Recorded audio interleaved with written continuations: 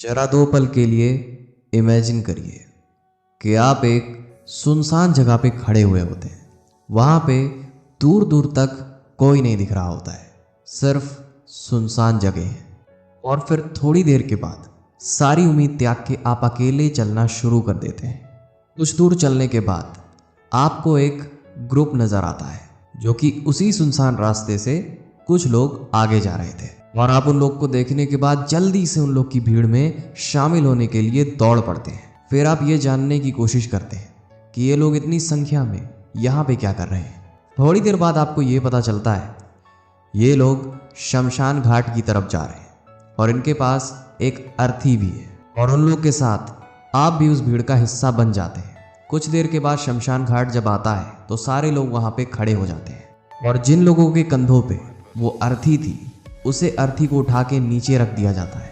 और कुछ देर बाद उस लाश को आग लगा दी जाती है और उतनी ही देर में आप सारी पब्लिक को हटा के आगे जाके खड़े हो जाते हैं। और जब आप उस लाश को देखते हैं जो अग्नि में जल रही होती है, उसको देख के आप हैरान हो जाते हैं क्योंकि उस आग के अंदर और कोई नहीं बल्कि आप थे।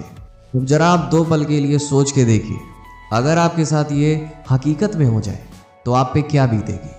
जब आप उस लाश की तरफ यानी कि अपनी लाश की तरफ देखते हैं तो उसके सर के साइड अपने माँ बाप नज़र आते हैं जो ये कह रहे थे कि अच्छा हुआ मर गया, हमने तो इसकी परवरिश बहुत ही अच्छे से की थी, लेकिन भगवान जाने कि ये इतना बुरा कैसे हो गया था। इसने हमारी बात कभी नहीं मानी, हमेशा हमारे खिलाफ खड़ा रहा और कभी भी हमारे साथ अच्छा बर्ताव नहीं किया।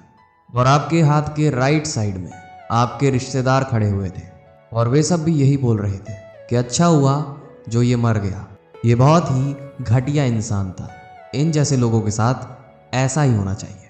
और आपके आंखों के सामने ही लोग आपकी बुराई कर रहे हैं, आपके बारे में ना जाने क्या क्या बोले जा रहे हैं। और वहीं पे फिर आप देखते हैं कि आपके पैर वाले साइड पे आपके बचपन के दोस्त खड़े हुए होते हैं और वे सब भी यही बोल रहे होते हैं कि अच्छा हुआ जो भगवान ने इसे जल्दी बुला लिया, ये अपने माँ बाप के लिए और इस धरती के लिए सिर्फ एक बोझ था और कुछ नहीं।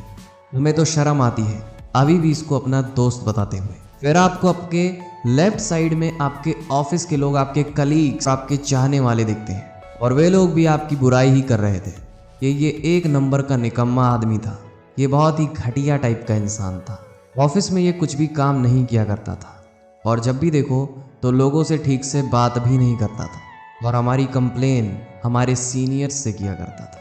अच्छा हुआ जो ये मर गया, अब हम सुकून से अपना काम कर सकते हैं और इसके जैसा इंसान हमें जीवन में ना मिले।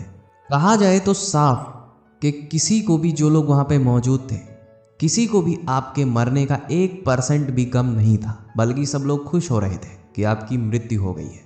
एक सिचुएशन ये हो सकती है और अब दूसरी सिचुएशन ये हो सकती है कि जो आपके माँ बाप खड़े हुए थे वो आपके चेहरे को देख रहे थे, जो ऊपर वाले से चीख चीख के और रोते बिलखते ये कह रहे थे कि हे भगवान, ऐसा कौन सा गुनाह किया था हमने जो मेरे बच्चे को इतना जल्दी तूने बुला लिया। भगवान ऐसी औलाद सबको दे क्योंकि इसने हमें कभी भी किसी भी प्रकार का गम नहीं दिया, सबसे अच्छे से पेश आता था, हमारी सारी बात मानता था, ये दुनिया का सबसे अच्छा बेटा बना।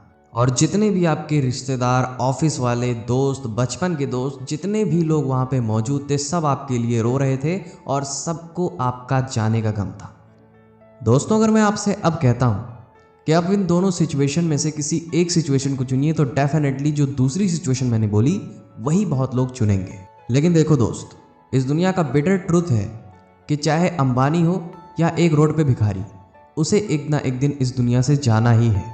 लेकिन हर इंसान के जीवन में एक ऐसा फ्रेज ज़रूर आता है, जब वो मर जाता है तो उसके सामने ये दो सिचुएशन में से कोई एक सिचुएशन ही रहती है और इस सिचुएशन में कौन सी सिचुएशन आपके साथ घटित होने वाली है ये सिर्फ डिसाइड करता है आपका कर्म, क्योंकि ये चीज़ ये बयां करती है आपके अंतिम समय में किस तरह के आप इंसान थे, आपने कर्म कैसे कर रखे थे।